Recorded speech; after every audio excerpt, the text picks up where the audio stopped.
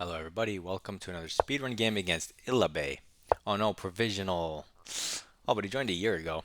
But G5. This literally stops the only move that we want to try. Should we do it anyway? Let's just do it. I'm not saying it's a good move, but because we're playing this King's Gambit speedrun, and I want to keep launching F4 against Caro-Kann, French, E5, B6, like everything that we can, other than kind of the Scandinavian, I'm going to do it. It's not a good move, but he doesn't even take. This is crazy. He's hanging a pawn, but he wants to get the tempo on the queen. So we don't need to take it like that. And if he tries to defend it, I mean, it's just not a good move. You could just develop like a human, but h3 is also a move. I'm going to go with h3. It just opens up my rook as early as move 3 because he can't let me take with the pawn because I'll just be winning. Okay, he tries this, which I can take the pawn, but then I would lose this pawn, so that's not immediately winning in the same way. But what if I take here, lure his queen out, then take the pawn? He can give me a check and try to take it back, but at the end of the day, my position's better. That's playable. It's also not necessary.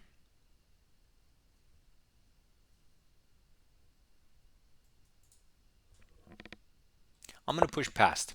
I'm not going to activate his queen. I'm going to make sure he can't develop his knight to its best square. And I'll take next. You can't protect with h5 because your rook will hang. And f5 I can en passant, although if he goes f5 and en passant and he develops the knight, then it protects. So I won't en passant. I'll just keep the extra space and say you're just going to lose eventually. I like that too, because his knight can't develop. He'll block his own bishop. His position will be suspicious for sure. So now we're threatening h takes g. He develops a knight, which does not stop us. So we're definitely going to take a free material, open up our rook. I mean, even the king weakness diagonal, the rook covers that square from a queen.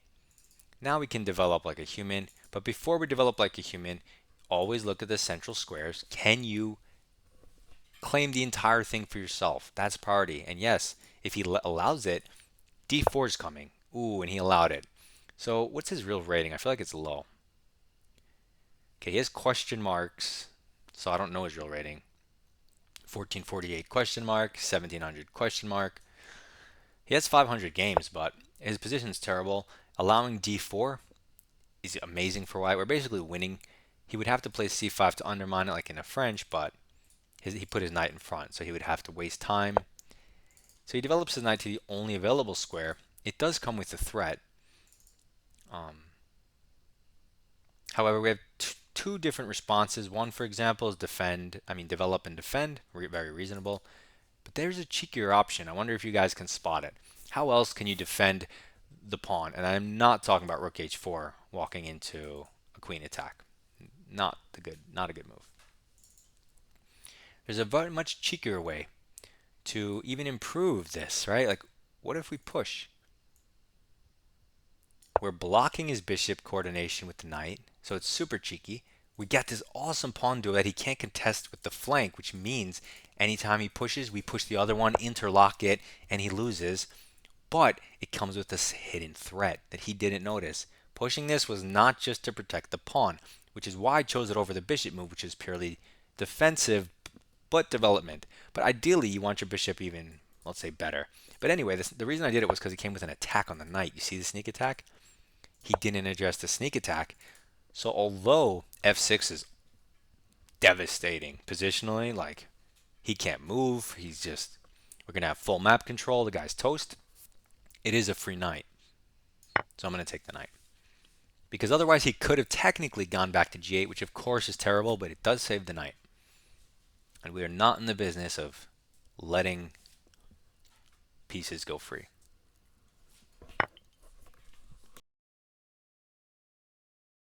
Okay. He takes the pawn and leaves the bishop, which is awkward. We're up a piece. I don't want my bishop here because I don't want him to lure my rook here, just in case of some queen activity he could have tried but didn't. So he moves his rook. He can only castle long, which is reasonable since he didn't move his pawns, but he is down a piece. It also undefends this, and my rook here is not targetable by the queen, so I actually don't mind it that deep on the light square. He is attacking this. We could just take, we could just develop.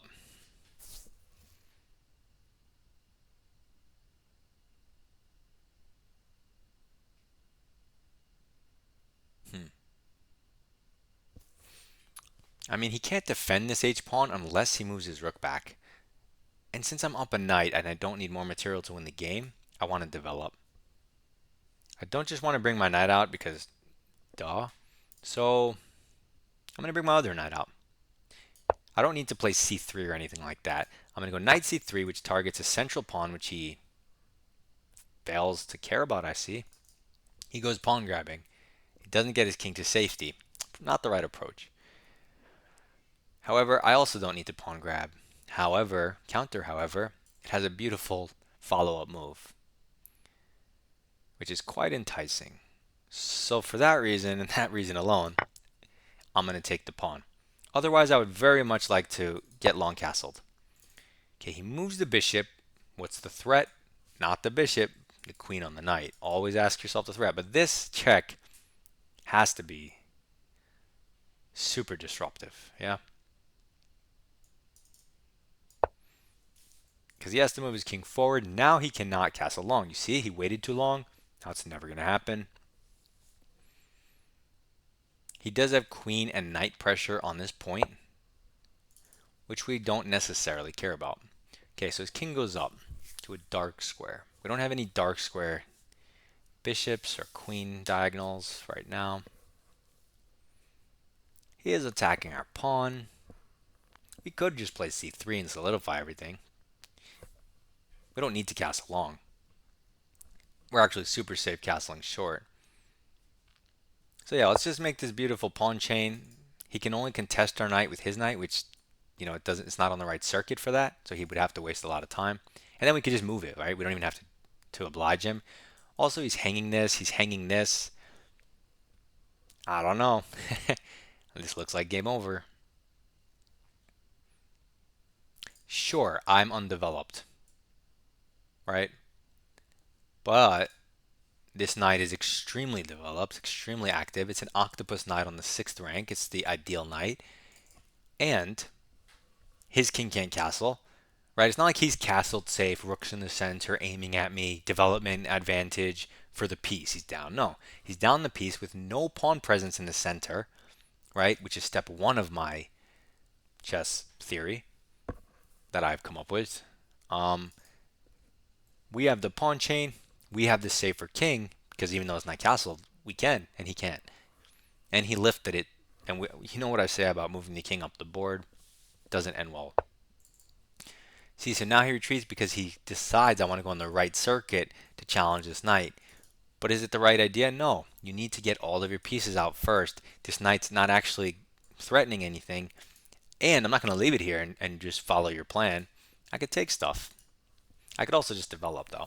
I think I'm going to wait for him to go here and then take, so he feels really bad. So let's just keep developing. We're up a piece. I mean, we could try to checkmate him.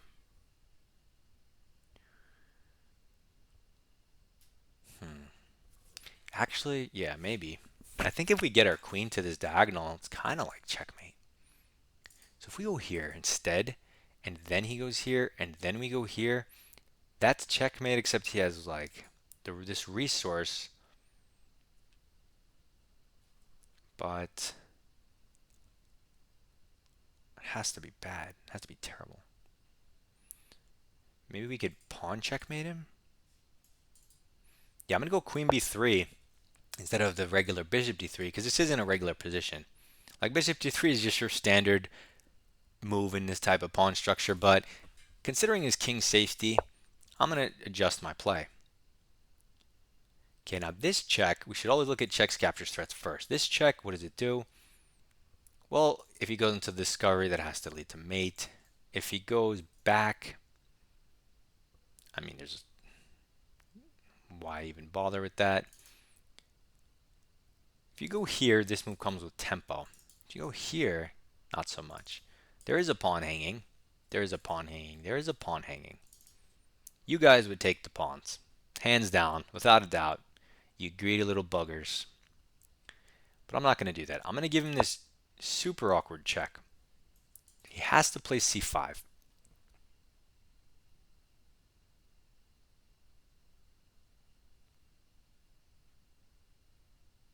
And I don't know if this even changes anything, but it's funny. So if he goes c5, what's my best move? I feel like it's annoying if I don't have something cool. I feel like I should have something cool, right? I mean, if I take the pawn and x-ray the king, and he takes my knight,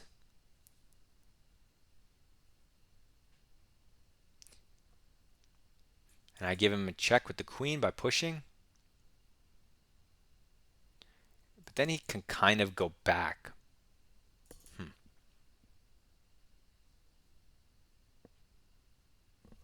I want this knight to protect this square. Oh well. I mean, this is winning, this is winning. Taking the knight's winning because it undefends this pawn. You could take with check. Everything's winning. I guess I don't get the mate, but let's take his knight just so we can bring our queen in with check. Now we're up 4 points of material. Unfortunately, we lost that knight, but what are you going to do? That's not the right move. Why is it not the right move? Well, after that check, he couldn't block with the queen. Going up seems ridiculous because you're going to get mated. So you had two options. Now, don't automatically move, guys. Consider your options. White doesn't have a dark square bishop. If it goes to the dark squares, okay, you're going to hang a rook, but then you can block with your queen. And it ends there. In this version, you're going to lose your queen, which I guess if you get a bishop with, I mean, they're both equally terrible. Losing a free rook or losing 6 points this way. So he didn't have a good move, but my point is don't auto move. Yeah. And there's a resigns. Weird, weird, weird stuff. So what does what does the computer think? Okay, just an inaccuracy, so perfect game, but obviously like anyone can do this. And there were so many different lines to get the perfect game. Like there was 100 different ways you could have played that and had a perfect game. So guys, in a real game for money, or if you're trying to build a repertoire based on my actual principles, you're gonna go d4, right? But because of this speedrun, we always play f4. We force ourselves to do it even if it's not the best. So I said I'm under no illusion this was best, but we're going to play it for fun. And he should probably just take, and then we go d4, he goes d5, and some awkward position. But he doesn't take. Now you could take with the queen. Engine says slightly better than, let's say, developing or controlling the center, but you also have to have a ready-made response to d5. Right? Like you have to know ahead of time exactly what your move is. And okay, you could just move your queen. It's not a big deal, but you need to know it. You need to say, okay, I like this position, and it's unnecessary because you have so many good moves here. Why go down an engine line that brings your queen out? I play h3, right? You obviously, if you're center focused, d4, knight c3, c4, super clever to stop d5. These are the moves you would pay attention for. Like this was a game for money. But if you're exploring chess and want to learn, like me, h3 seems very interesting to see what the repercussions are of attacking this pawn immediately. And white's already better. So this is just it's a threat, right? We're going to win a pawn. He has to respond very accurately to not just be a lot worse. d5, okay, it's an obvious first move to defend and counter strike. You could just take the pawn, which is normal. You couldn't entirely ignore him, right, and not really address this. We push past. It's a cheeky move that ruins his development, and it's kind of awkward for him to play. Like his best move here is h5, right? It's weird, and a lot of humans aren't going to do it. And even if you do, it's not like you're doing something amazing. You're just protecting your pawn. And again, he's not up this pawn, right? So it's not like we're trying to win it back. So even if you never get to win this, it's not the end of the world. He just does a natural developing move. It says it goes immediately to like plus 1.8. So, and I said that we're just winning at this point because he let us take. So I knew this wasn't the accurate try by him because it's free stuff and development has to be good. And then center and development. Now we go back to normal moves. Our position is plus 2.5 and higher from here on out, totally crushing. This is the power of the center, the power of restricting opponents' minor pieces and activity. If you create like imaginary lines where your pawns control, right? Like you can see, try to just connect it a little bit. You can kind of see like my territory is everything underneath that. The area of the triangle type thing, only it's not a triangle. And all the remaining squares is like it's not even all the remaining squares. Like let's say his, because you have to look at his pawns, right? Now I don't know how to do different colors, but his thing is way smaller than mine. Phrasing, but you know what I'm talking about. He has a lot less space, is the moral of the story. Anyway,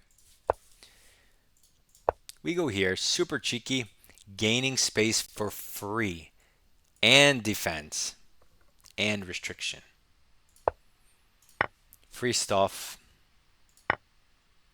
So it's basically developing and free stuff. He takes a pawn, trades or wins. We're ruining castling as well, so hindering his king's safety. And now you can do whatever you want. We develop for free, which happens to be the best move. And then we take free stuff for free, which is also the best move. Of course, we improve for free, ruin his castling rights permanently, also the best move, plus 6. And just to show you how dominant it is, even though we're all on the back rank and we only have a knight out, it's plus 6. So that's why I was saying it doesn't matter that we only have one super piece, because it is a super piece and we're up a piece. Okay, c3, center, development, defense. Terrible move. And we get cheeky. So they like queen d2 going to dark, queen c1 going to dark, d5. Yeah. So they like a lot of queen to dark stuff, which was my idea from going to b3. So basically, touch the dark squares with your queen is the train of thought of the day. So development and with threats for free. Okay, is this the best move? It is the best move. Just improving our queen for free, forcing him to go c5. And we can kind of do whatever we want here. So we just make a trade. You don't have to. You have infinite moves, though. So you can play it however you want. Everything's going to lead to just like perfection. So whatever. We trade just so we can improve our queen for free while picking up material at plus 8. He goes back. Development for free. Super easy game. I mean, but look at this. What is this? You see, if you play d4, the most principled move, which we would normally do if this wasn't a speed run, it's already plus 1.5 because you're threatening to take it with the bishop and you have the center. Who plays g5? Hopefully not you. Submit your rapid games in my Discord or in the comments below. Good luck and goodbye.